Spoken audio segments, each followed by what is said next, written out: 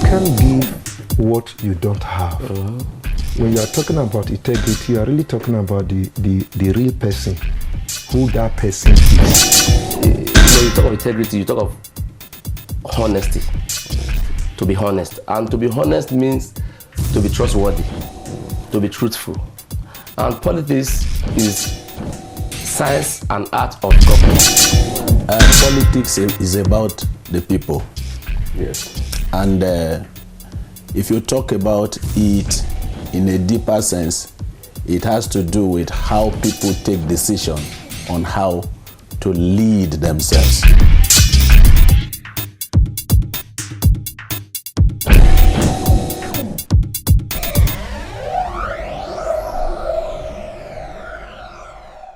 It is indeed a great pleasure to have you allow us grace your TV screens again on this episode of your favorite program, Christians in Politics.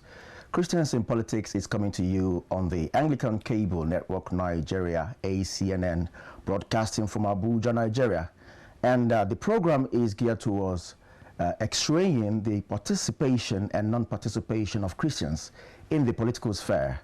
And today we shall be considering a very interesting topic. But with me in the studio, we have in-house analyst, Venerable Joseph Unwaya JP, who is the Director of Civic and Political Affairs in the Church of Nigeria and the Chaplain to the National Assembly. Venerable, you're welcome. Thank you for having me. And also we have the Right Reverend Augustine Omole, who is the Diocesan Bishop of the Anglican Diocese of Sokoto. My Lord, you're welcome. Thank you very much. My name is Chukwuemeka Anyekwa, and today we shall be considering a topic: consolidating on the war against Boko Haram. Consolidating on the war against Boko Haram. The Nigerian military has said that it is winning the war against Boko Haram and terrorism in general, in spite of some challenges. The GOC commanding the 7th Division of the Nigerian Army in Maiduguri stated this while having an interaction with journalists recently. He also said that they are bringing the war to a conclusion. But however, reports say that a bomb explosion has occurred in the early hours of Tuesday, which is November 8th, along the Banki Usmanari Kumshe Road in Borno State, and it killed about 2 soldiers. You know, you recall that on Monday, again on the 7th of November, 1 soldier and about 8 others, plus 13 insurgents, were killed still by Boko Haram as they attacked Nigerian troops in Kangarawa village. The latest attack is coming just days after 7 soldiers, including a celebrating officer, were killed in a confrontation with the terrorists. And people will begin to wonder, are we really winning the war against Boko Haram? Now, let us begin, my Lord Bishop. First of all, what is it like to live in that war zone? Well, I want to say that living in an area that is almost controlled by Boko Haram can be very, very difficult. One, challenges to security is a problem, and living among people that you don't know their status, someone carrying bomb that you don't know, is something that is can be very, very inimical to human endeavors. Great. So what do you have to say thus far on the war against Boko Haram? You are there in the war zone. Are we succeeding? Well, I want to say that the federal government has tried in confronting and combating the menace of Boko Haram. But I want to say that indeed there are still many wars to be fought against Boko Haram. I don't think that we have won the war completely, though to a greater extent Boko Haram has been pushed far away from Maiduguri, but sporadic bombing and attack on innocent villagers are something that is very, very worrisome. So I would say that the war is not yet won. Okay, Venerable Unwanya, you are the Director of Political Affairs in the Church of Nigeria. How would you rate the war thus far against Boko Haram? Well, I would say we are making progress. We are making progress. I want us to understand something. Now, right from day one, I've always said it that fighting war against insurgents is not an easy battle. Fighting a war that is inspired by religion is not an easy battle to fight. So it's something that is really going to be with us, if not for the rest of our life. So how we manage it, how we intensify the fight, how we remain conscious about the fact that there are dangerous enemies around us that should not be given chance to overrun the country will determine whether the war will actually be fully won or not. But if you have to compare what it is now with the past, then we can jolly well say that we are on the winning path. And but I don't want somebody to go and relax simply because Boko Haram is no longer having their flags in some particular local government or part of the country. Then go and relax and think that we have won the battle already. The truth is that when you push the enemy hard, they will withdraw, they will into their shells. And that period of withdrawal is a period to sit down again and rethink and re-strategize. And they can come out in a dimension you least expected. We didn't expect that after all the series of announcements and the jubilation about the winning of the war, that this bomb blast of a thing and open confrontation with security personnel will come up the way it is now. It was very sad to hear about the loss of a colonel, an army colonel, Abu Ali, with some others. You know, they were buried this, I think some few days back. Yeah. So it's a painful thing that it is coming up again, and we need to wake up. Okay, well, a while ago you mentioned that the war is a religious one, but the government has come out to say that this is not a religious war, but it is a guerrilla war, and that the Islamic community has also said that these people are not Muslims. No, see, I think that is where we are missing it. See, if you want to win a war, you must be factual about it. There's no point bending the rule. We are not here to condemn Islamic religion. It's not every Muslim that is a terrorist. We cannot brand the whole Muslim as terrorists. No Christian is willing to do that. But to say that it's not a religious war is self-deception. It's self-deception. What do you mean that by saying it's not a religious war? When the person that is fighting the war tells you is fighting to enthron Sharia law, when the person fighting is telling you is doing this to doing the will of Allah, when the person doing it is slaughtering a fellow human being with knife and is quoting Quran, chanting Quran as he's doing it, and in fact, at the beginning they were targeting only Christians. Now they are attacking both Christians and Muslims equally. The reason is that they suddenly discover that it's not all Muslims that are supporting them, that some Muslims are condemning their activities, and for them such Muslims have abandoned their faith. That is why you see they are attacking every person equally now, because they expected that at the beginning all the Muslims will embrace them. So they see we Christians and other people of other faith as infidels. They see the other ones as people who are backslided from their faith. So that is what is happening. It's a religious war, But that is not to say that we should condemn all Muslims. They are peace-loving Muslims. I know some imams. I know Muslims who are very lovely. If yesterday a Muslim was still in my house, we are doing business together. He's the one printing for my church, because he delivers the material as at when due. He has never disappointed me any day I met him. So I love him as an individual. So we should not bring this sentiment into if we want to win the war. This is a religious war. When they are trying to say it's a political, what do you mean by political war? Well, if you say it's a political war, I will only share that view to the extent that they are trying to declare a caliphate. Yeah.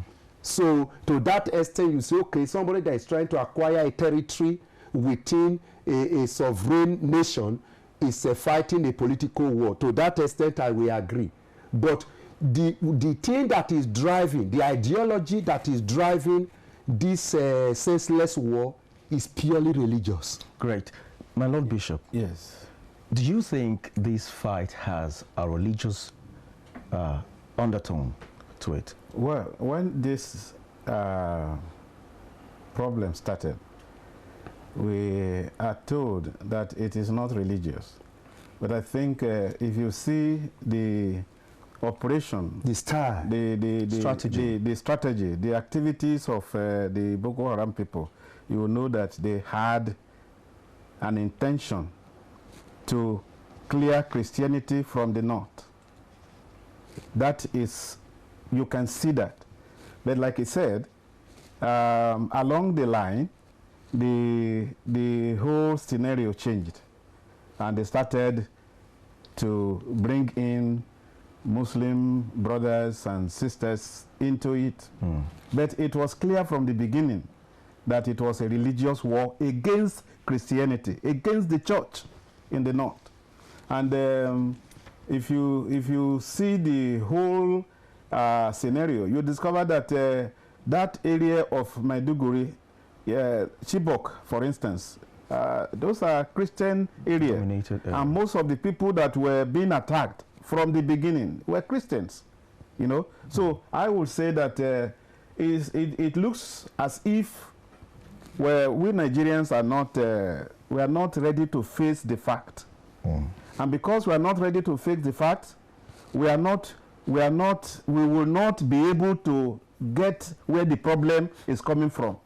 You can only solve a problem when you know where the problem is coming from. But because some know where the problem is coming from, and they pretend as if that is not the problem, so they try to apply different, strategies to solve the problem, whereas we are not addressing the problem. The real problem. It's like somebody who has what I call eczema, and yes, and Ringworm? No, not ringworm. Is it leprosy? Leprosy. You are applying the medicine for eczema for leprosy. You will never be able to cure leprosy, because the two problems are not the same. So, but if you know that this thing is leprosy, and you apply medicine that will cure leprosy, then you have started to cure it. But as long as you know that this is leprosy and you are treating eczema, no, you are not ready, you are not willing, and you are not ready, and you will not be able to solve the problem. So if we still go back to the issue whether we are winning war against Boko Haram, I would say that you may try to drive away Boko Haram. What is behind their fight is an ideology that it may be difficult to remove until you are able to know what that problem is. I know that many people have said that because people are jobless, because people are this, because people are that. Look, if I am hungry and it is hunger that is my problem, I will look for food. Okay, my lord, Boko Haram means Western culture is sin.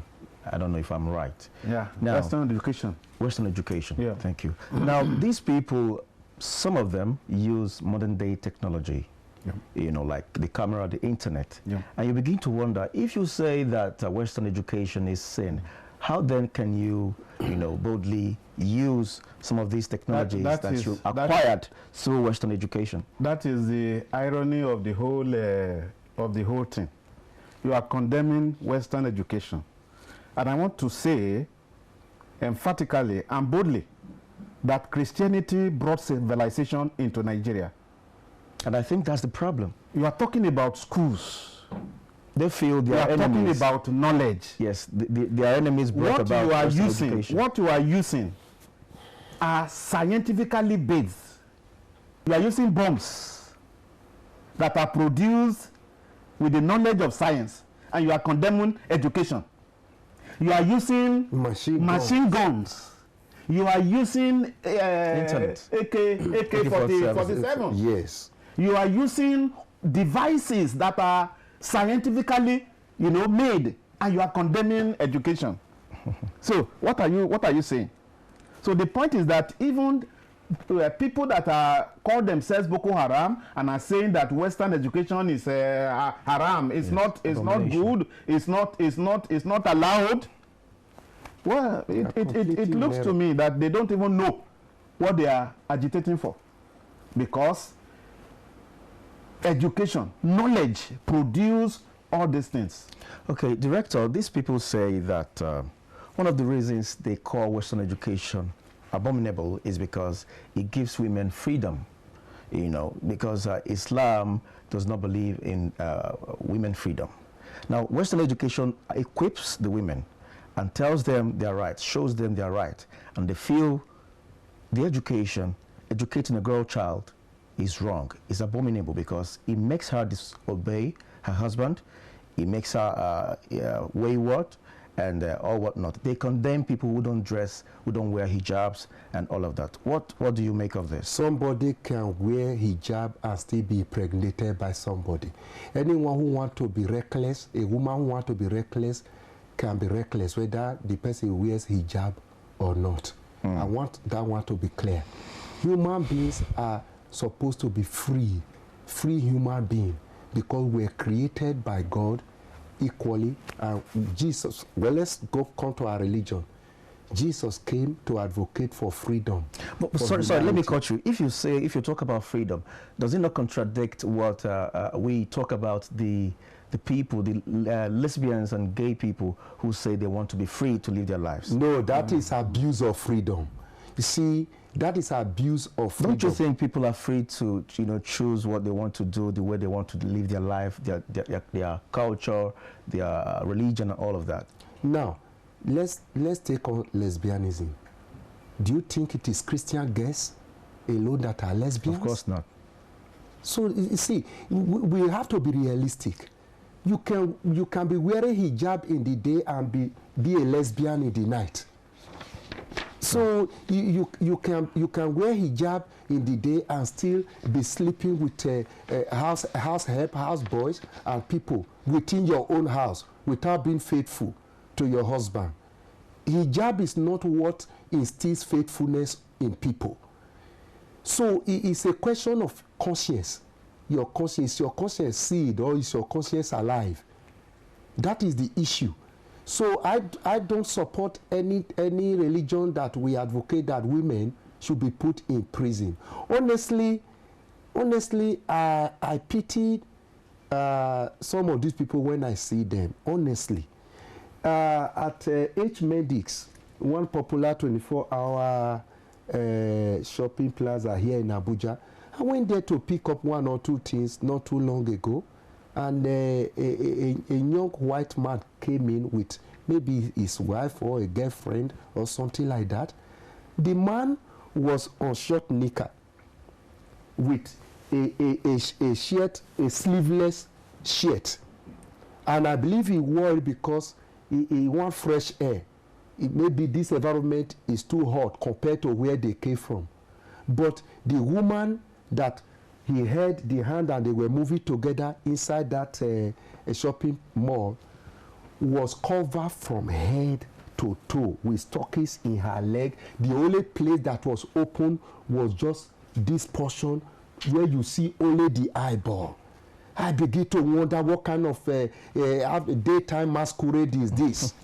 Why do you put people in this kind of situation in the name of religion? Yes, because they feel it's a way to protect. I want to say that for me, that may not be a problem, because you are free to wear whatever you want to wear, as long as this is a religious matter. Yes. And if that is what the religion says a woman should wear, for me, they could wear it. But the point is that no person, whether woman or man, should be debarred from, the personal making progress educationally. Okay. Because education liberates people from ignorance. Because I do hear people say, if education is costly, try ignorance. Ignorance. No one will want to try ignorance. Yeah. So what I'm saying is that there should be, women should be, whether Christian or non-Christian, whichever religion you belong to, women should be given the opportunity to be educated. Okay. Now, we are talking about consolidating on the war against Boko Haram and, of course, terrorism in Nigeria. Just very recently, the Chief of Army Staff, Lieutenant General Tuko Buratai, says the present location of the defense headquarters, which comprises the Army, the Navy, and the Air Force, is not convenient and should be relocated to a permanent site in order to discharge their duties effectively. Do you think this will make any impact? Do you think it will affect the success? Well, I want to say that when it comes to military formation and assignment and activities, those who are in charge should know better. Exactly. They should know better. If he feels that that will give the army upper hand against Boko Haram, I would say let it be done. But the point is that just as I have read it in paper, I have heard it being repeated, I think the truth of the matter is that the army has to be committed, to fight this war and win it. One, by being truthful. I have heard it, I have read it, that money that are assigned to payment of salaries are not being given, incentives that are given for soldiers to perform, some officers,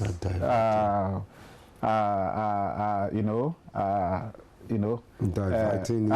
So I want to say that there is need for sincerity and faithfulness in anything we do, as it have to do with fighting the war against Boko Haram.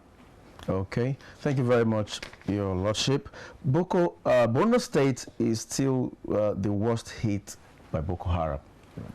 The terrorist group has, killed as many as hundreds of thousands.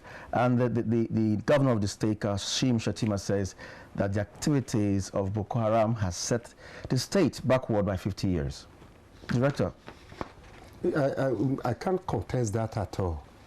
What is happening there now has a way of drawing that very region completely backward. First of all, as an investor, will you want to go to the northeast today to invest? Now, let me ask you, sir. People are of the opinion that the government, especially that of Borno State, knows the people behind these terrorists. Are you talking about the present governor? Not really the present governor, but then people around, the stalwarts, the stakeholders of the state. Well, let me okay. Yes, I think what I want to say is that let's draw a scenario. I have a house where people are living in, and there is always a particular place where stone, used to go out to another house. And the man in another house come to my house to tell me that, look, Somebody is always throwing stone from my house to his house, and that place is the center from which the stone is coming. Then me as the owner of my house should come inside, ask the people that are living with me, who is doing this?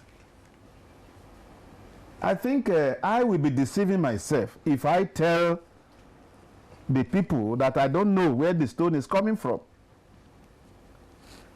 I think I want to say that there is still something that the government, Nigerian government, is not telling us. Why did you say that, sir? The point is that this is a country. Borno State is a state that is manned by a governor. And you cannot tell me that you don't know those people that are in your state.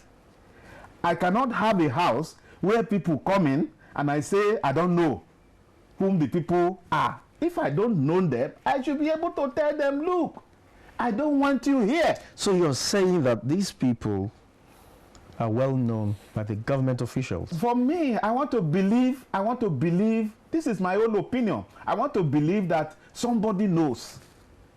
Somebody knows. Now, so you're very... And if somebody knows, and these things, for how many years, for God's sake? Let me ask you, my lord. Yes. What do you think is the objective, the chief aim of this group? Why are they so indomitable? They are not indomitable. What is their objective? Why are they bent? What I think is happening is that we have said it from the beginning. And that is what is happening politically in Nigeria today. Politicians hire people to campaign for them. You equip them with weapons. Political thugs. Political thugs. And they have fought for you and you have won, and after winning, you try... It becomes difficult to retrieve the arms. If you have conscience, you try and see how you settle them. And what you do to settle them is that you give them odd jobs. You can go into the street and be asking people to pay tolls or tax, because these people have power to enforce, and they do it. Some politicians that don't have conscience, they will just abandon them, and these boys will regroup themselves and say, look, what do we do to help ourselves? So you're saying these are I think are the fallout of issues like this, where people will go back and say, if those who know us are not fighting for us, we will fight for ourselves. Well, I don't know. But I think something of this nature are happening in Nigeria by politicians who hire thugs, and they neither settle them or give them something when they get into power. So these people are very close to you, if you would like. What do you think is their main objective? What are they clamoring for? Well, I wouldn't say I know. But what do you think they are trying to... Yes, what I think these people are asking for, one, I want to say that there are some of them who feel that they have been neglected for long. And I would say that that is not the problem of, well, individual Nigerians.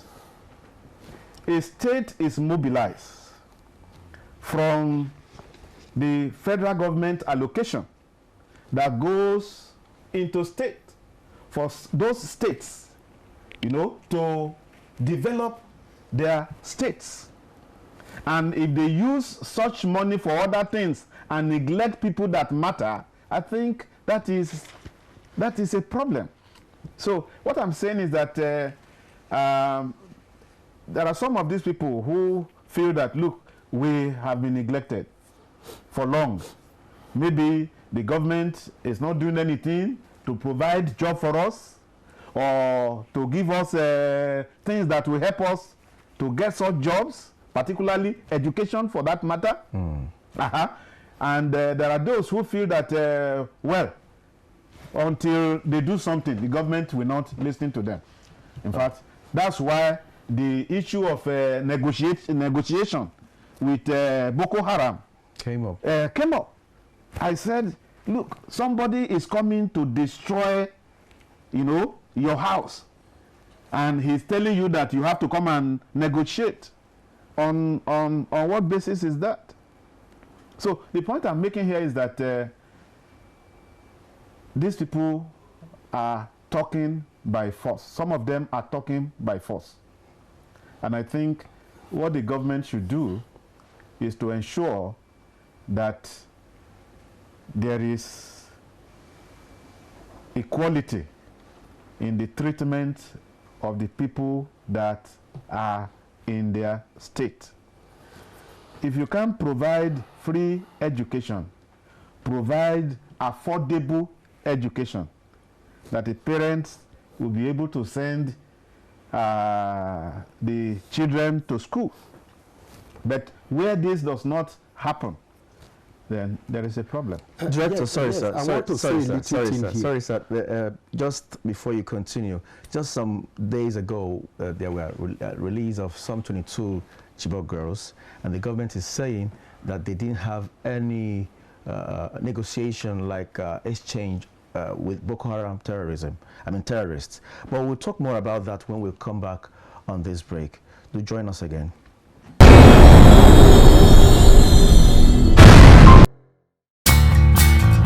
The Anglican Cable Network Nigeria, ACNN, is your most reliable gospel TV station that brings to you quality TV programming which build your spiritual life and enhance your walk with God through the undiluted Word of God. Join us on our social media platforms anytime you miss your favorite program. Subscribe to our YouTube channel with the address www.youtube.com/ACNntv and click that video that matters to you. Protect your vote is a euphemistic way of saying do everything to make sure you can share blood, you can kill, to ensure that the person you voted for is the one that emerged as winner at the end of the day. There is never a dull moment on our Facebook page, as we are dedicated to keep you informed with the up-to-date news about the church and other information. Just log on to www.facebook.com/ACNntv, for you can now watch some of our programs live on your mobile device. Follow us on Twitter with the handle at ACNntv.com, and you'll be glad you did. So now, there is no longer regret each time you miss any episode of your favorite programs, as you can now watch them on the go, anytime, anywhere. ACNN. We are indeed reaching the world with the undiluted Word of God.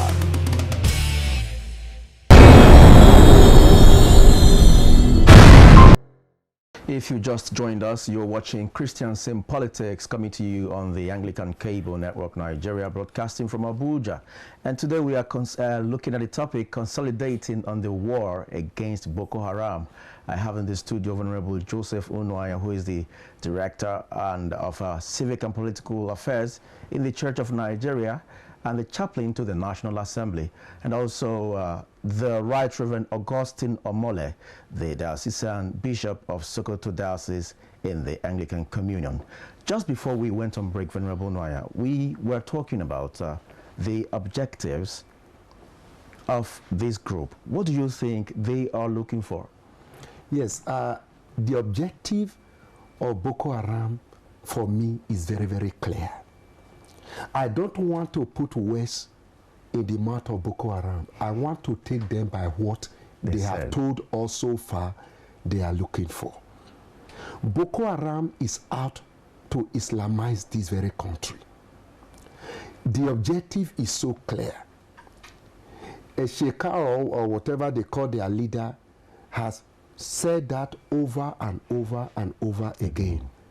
And they said they don't want Western education. It's very clear. That is why they have been destroying schools. You need to see the number of schools that have been destroyed in the Northeast. To me, That is a clear objective. We don't want schools, we don't want Western education, they are bombing schools and destroying schools. They said we don't want Christianity, they started by bombing churches alone. When they started, they were bombing churches. I've had time to discuss this with some prominent imam in this very country. When these people started, were they bombing mosques? They were not bombing, they were bombing churches, they were killing Christians because their objective is to Islamize this very country. They only turn around along the road. They started by chasing some emirs, leaders who, people were saying, why can't the leaders in the north talk? Why can't the emirs, the imams talk? By the time these emirs and imams started talking, they started tracing them and attacking them. Before you know it spread, they go and attack them in the mosque. And that is how it spread into bombing mosques and all that. And Muslims, they started killing Muslims equally now because they have discovered that it's like, they are, to me, what they are saying is, our fellow Muslims have betrayed us.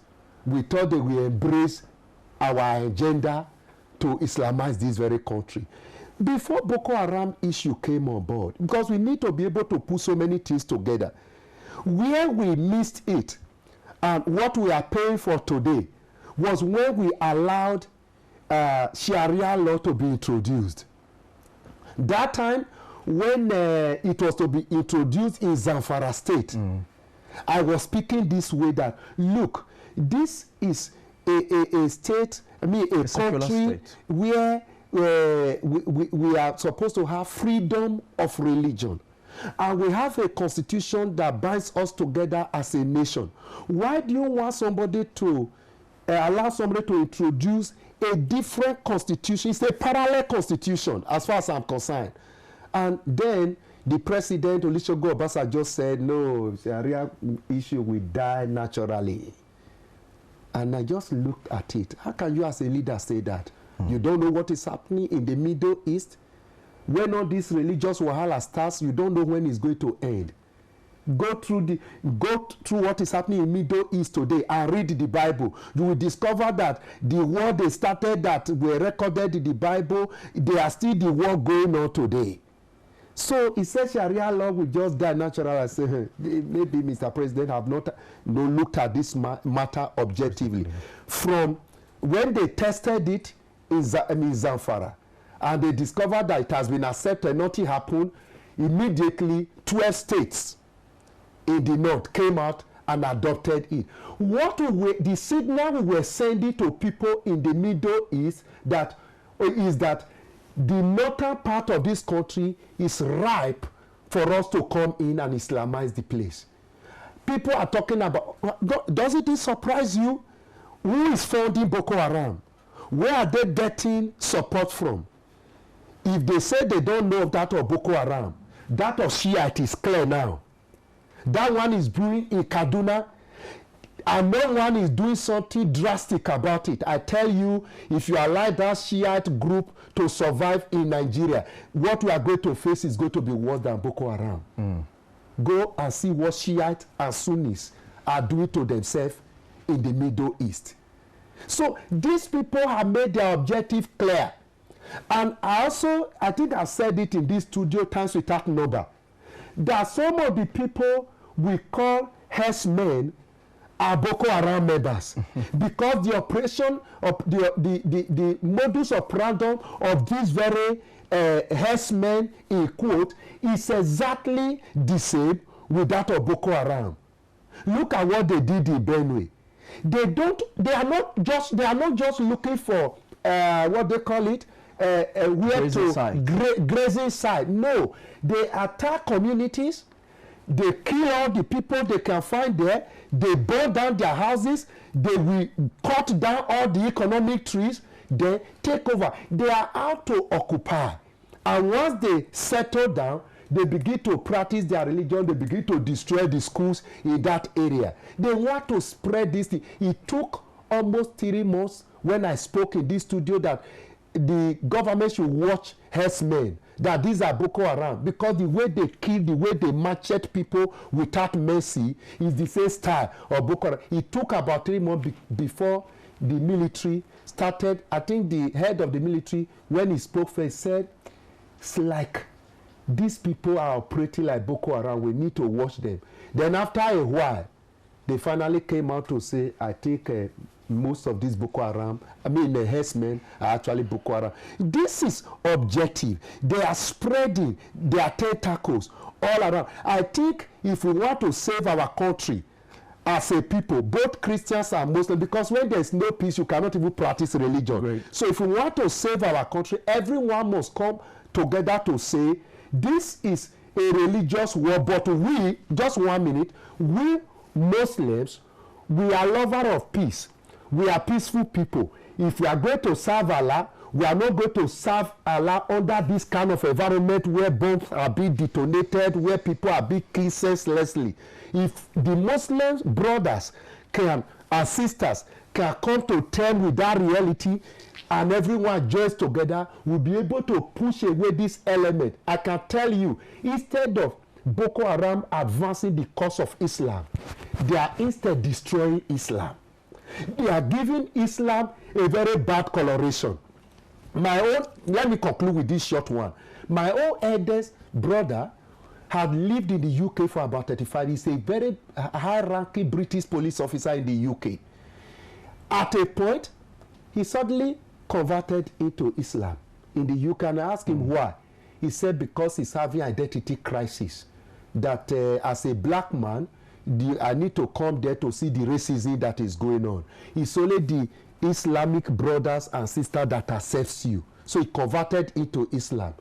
But the last time he visited, he was the first person to say, it's today, son, when are we going to church? I said, are you no longer a Muslim? He said, no, I've left that place. I said, why? He said, this bomb blast all over the world, sharing of innocent blood had made me to change my mind about Islam. Muslims in Nigeria must understand that for as long that people continue to share innocent blood, the way it has been going on, the way Boko Haram is doing it, their religion cannot go forward. But Islam is one of the most, the fastest spreading religion as of now, and there are predictions that by the year 2030 or so, Islam will be the major religion in the world. That is your own understanding. That's statistics. That's not what we're talking about. Let me say, because you raise it on air, let me correct something. You see, this war, religious war, has been on for years. You don't know, people have gone further than Christians to put in so many things into the public domain, to say that, oh, they have higher population, to say they have this. So we don't work by that. Okay. Do you know how many people that are being converted daily into Christianity? Let's move forward. My Lord Bishop, just some days ago, some of the Chibok girls were released. And there were speculations that there was an an exchange with some of the Boko Haram terrorists. But government is denying this. Some people feel the Chibok story is a script written by some people for us to watch and engage ourselves.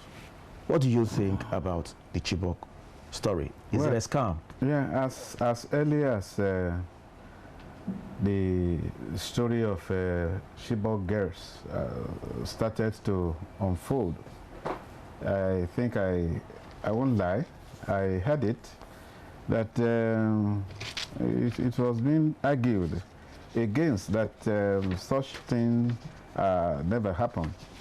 And so if it is still being said now, I think it's still the old story.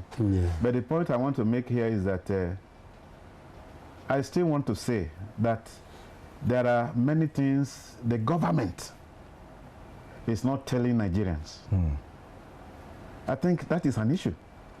Until that is settled, most of these things that are being said, I have heard it that the Boko Haram, the Chibok girls are not, is not a true story. That there are people that are cooking it so that they can get money from the government or something else, or get attention. Until the government itself come out to say this is what happened, I think this story will continue to spread. But the issue is that there is no doubt that some people are being adopted. But the number, how many of them? You cannot say. Where are they from? Who are they? Is what we don't know. And you also know that in Nigeria you can't rely on what tells you. Yes, the newsmen tell you until you are able to confirm it. So the point is that I think we will do ourselves a lot of good by publicizing what exactly has happened and allow Nigerians to read these things and see them as they are. As long as we manipulate figures and phantom issues that are not real, honestly, we will continue to doubt what newsmen are telling us. Your Lordship, you are the diocesan in Sokoto, Yeah. and Sokoto is in the northwestern part of the country. How has the activity, or how have the activities of these terrorists affected worship, you know, as it regards Christian worship in your territory? Well, when it started, I want to say that everywhere in the north was affected. You go to church, you find barricades here and there. You must not pass here, you must go this way. To go to the church, you have to look for a way of entering. You cannot even enter your church with your car. And when you are in the church, you are afraid whether somebody coming sitting by your side is a member of the Boko Haram. Yes. Such a thing has created fear in many people. And I want to tell you that a number of Christians, you know, have to relocate, particularly from that part of the country.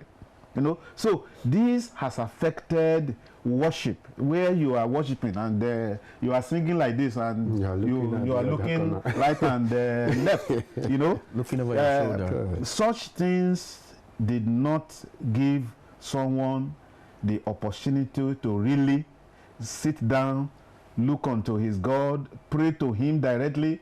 You are praying and you are opening your eyes.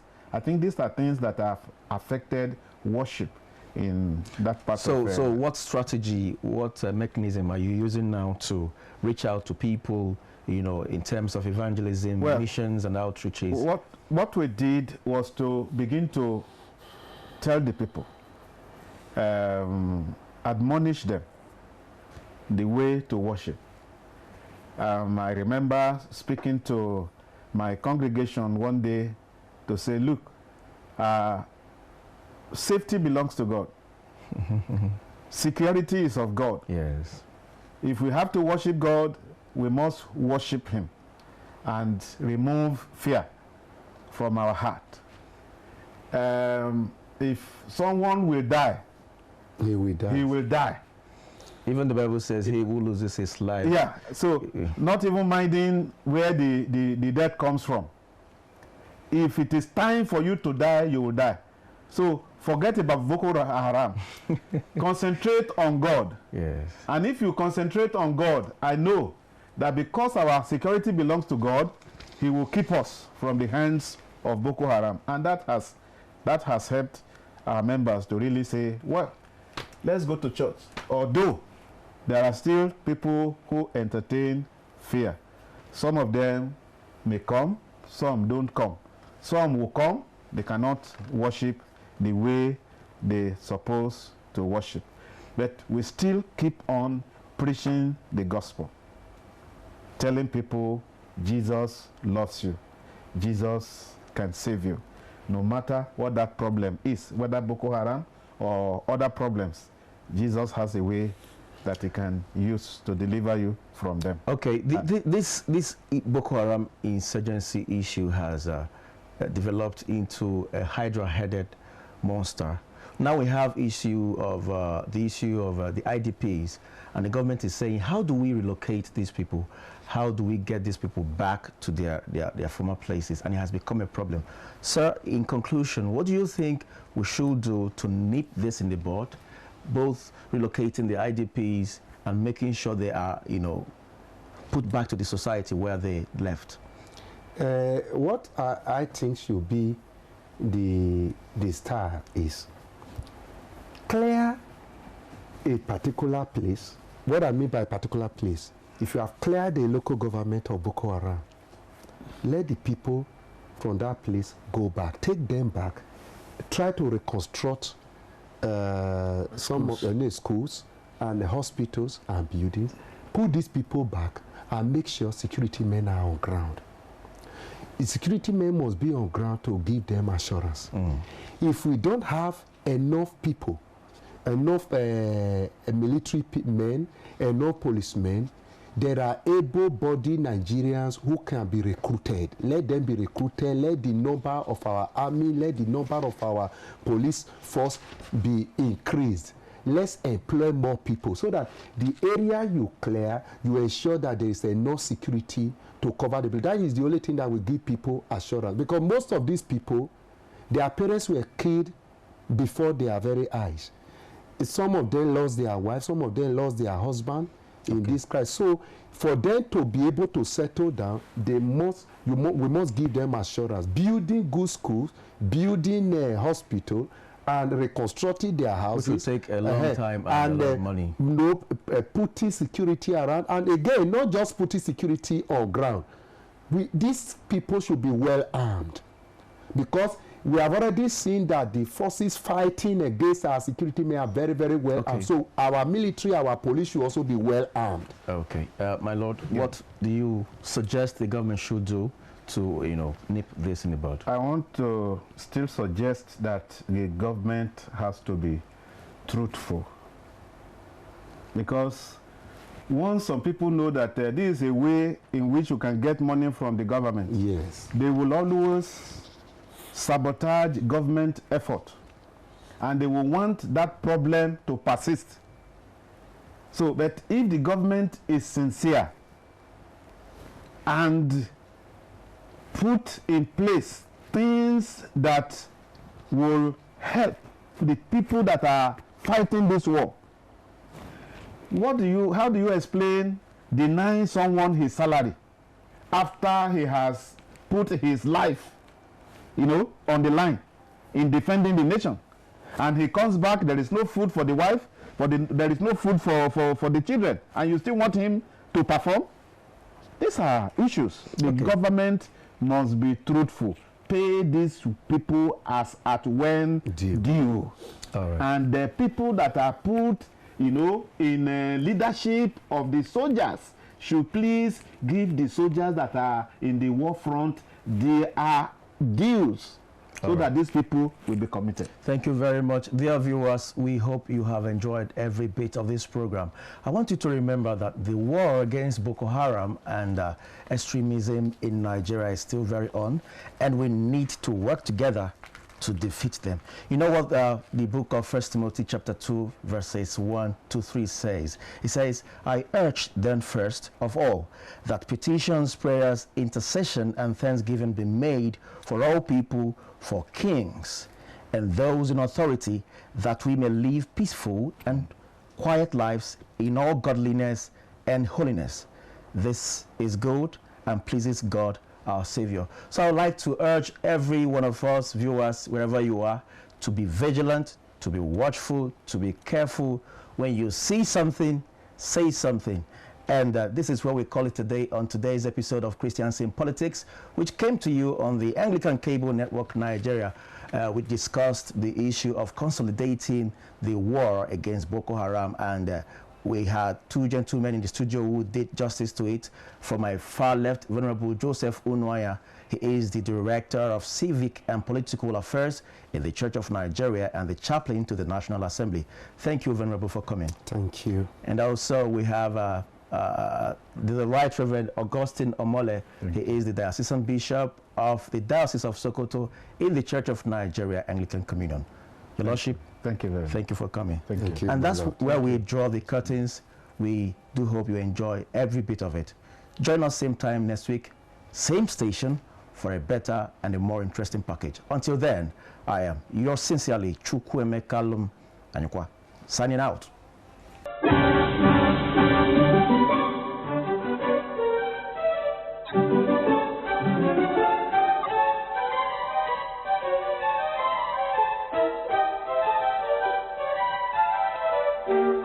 Thank you.